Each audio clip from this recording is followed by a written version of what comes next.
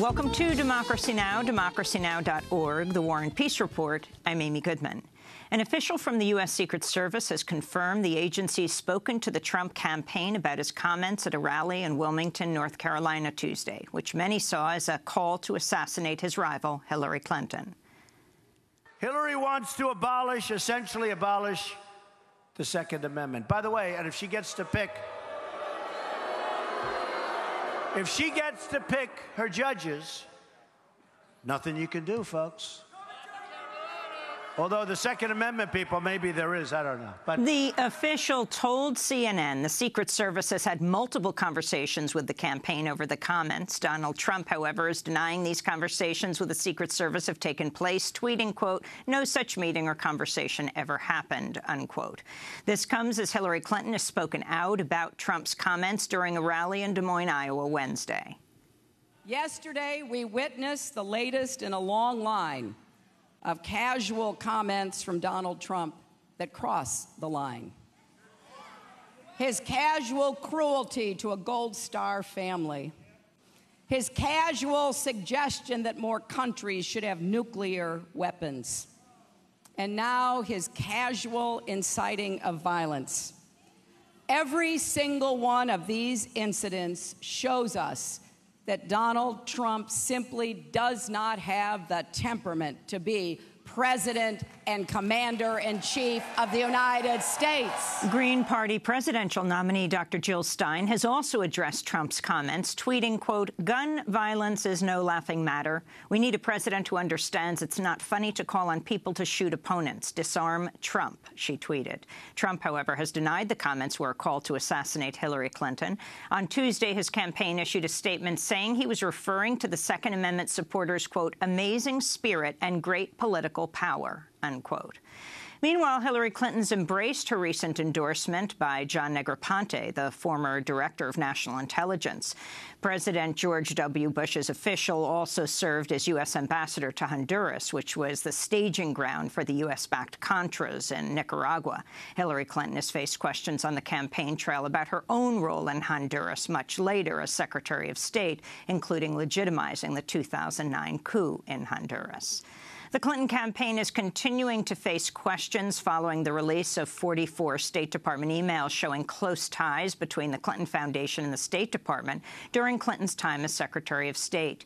The emails include communications between top members of the Clinton Foundation and Clinton's top State Department advisors, including Huma Abedin and lawyer Cheryl Mills. One of the communications was about billionaire Nigerian-based developer Gilbert Chagoury, who'd contributed between $1 and $5 million to the Clinton Foundation. The emails show a top Clinton Foundation executive writing to Abedin and Mills asking for help putting Chagoury in touch with the U.S. ambassador to Lebanon. Abedin responded, "I'll talk to Jeff," referring to then U.S. Ambassador Jeffrey Feltman. On Wednesday, Chagoury's spokesman said Chagoury, quote, "was simply passing along his observations and insights about the dire political situation in Lebanon at the time," unquote. In Florida, police fatally shot a 73-year-old white woman during a police training exercise at the Punta Gorda Public Safety Complex Wednesday. The officer who fired the gun thought it was loaded with blanks. Mary Knowlton was a retired librarian and mother of two. She'd volunteered to participate in a shoot, don't shoot exercise as part of the Citizen Police Academy. During the exercise, police officer Lee Cole shot the librarian in front of nearly 36 other volunteers. Punta Gorda Police Chief Tom Lewis says live ammunition was not supposed to be in any of the guns used during the exercise. This is Mary Knowlton's son, Steve Knowlton. It was surreal. He just said, at first we thought she just fell down, and then they turned her over, and that's when they saw the bullet holes. Total pandemonium. They were just trying to do CPR and keep her alive. Officer Lee Cole has been placed on paid administrative leave. Meanwhile, in Los Angeles, community members held a vigil to mourn the death of 14-year-old Mexican-American Jesse Romero, who was killed by police Wednesday. Police say they were responding to a call about teenagers writing graffiti in the L.A. neighborhood of Boyle Heights. Police say they shot and killed Romero after he ran away from police and fired a gun, but witnesses have a different story. One woman told the Los Angeles Times she saw Romero toss a handgun toward a fence while he was running away from the police. She says the gun went off when it hit the ground. She says she then heard 2 gunshots, saw Romero fall to the ground, and watched the police handcuff him. Police say the officers were wearing body cameras, but the video has not yet been released. This is Romero's friend, Johanna Miranda. Come on, why would you shoot him if he didn't even point at you guys? He didn't do nothing.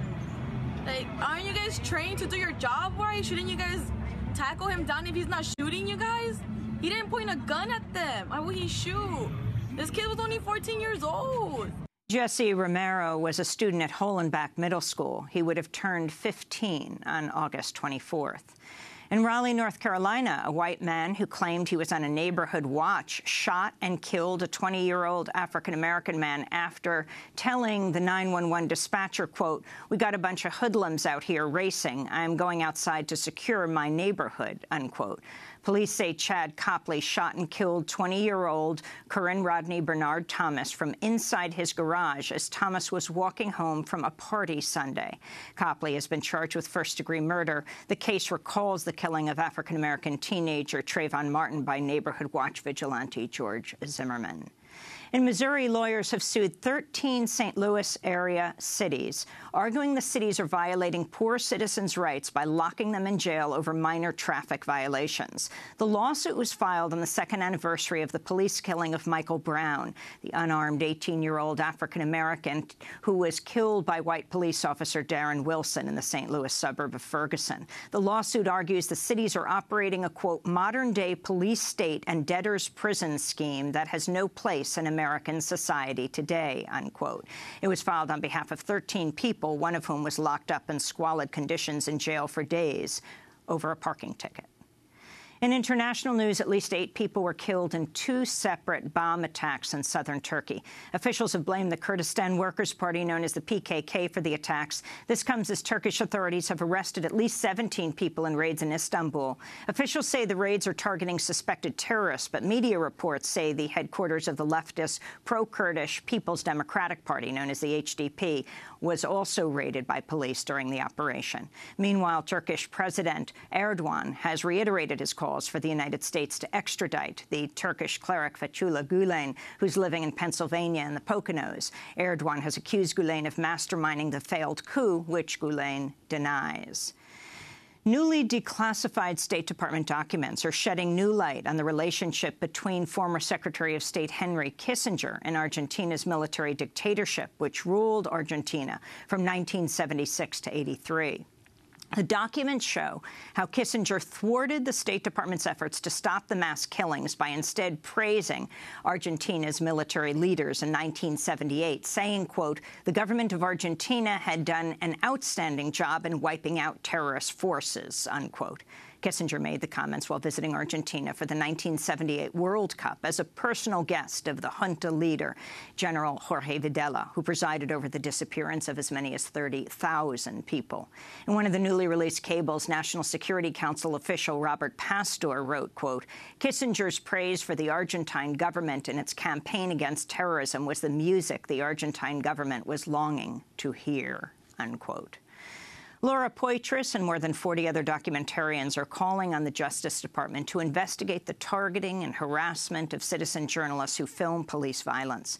The group includes 8 Oscar winners. Laura Poitras won her Oscar for the documentary about Edward Snowden called Citizen4. The letter, titled Right to Record, highlights that the bystanders who filmed the police killings of Alton Sterling, Philando Castile, and Eric Garner were all subsequently arrested. In Wisconsin, an appeals court has suspended a July ruling that struck down parts of Wisconsin's voter ID law. Under the earlier July 19th ruling, Wisconsin voters would be able to vote in November even if they don't have the IDs required by the restrictive law. But this new appeals court ruling suspends that ruling, once again making it harder for people to vote in November's general election. In Texas, a transgender woman was killed Monday inside an apartment building in El Paso. Erica Tijerina was 36 years old. Police say they are investigating her death as a homicide. Her family says they believe her killing may have been a hate crime. At least 16 transgender people have been murdered this year, following a record of more than 20 killings in 2015. In India, human rights activist Iram Sharmila has ended the world's longest hunger strike. Sharmila began her strike 16 years ago after 10 people were reportedly killed by a government paramilitary group in her home state of Manipur. She broke her strike Tuesday with a lick of honey. She says she will now run to be chief minister of Manipur. This is Sharmila speaking to the BBC after breaking her fast. Since the beginning of my fast, there is no change in the mindset of the people. I think I need to change my strategy. And without power in my hands, who will hear my voice? Iram Sharmila is known as the Iron Lady. And here in New York City, a 20-year-old Virginia man scaled the side of the Trump Tower using industrial-grade suction cups and rope and harness Wednesday. The man, who's a Trump supporter, said his goal was to reach the top of the iconic tower and ask for a personal meeting with Donald Trump. After an hours-long standoff, the police pulled him through a window on the 21st floor and took him to Bellevue Hospital. And those are some of the headlines. This is Democracy Now!, democracynow.org, The War and Peace Report. I'm Amy Goodman.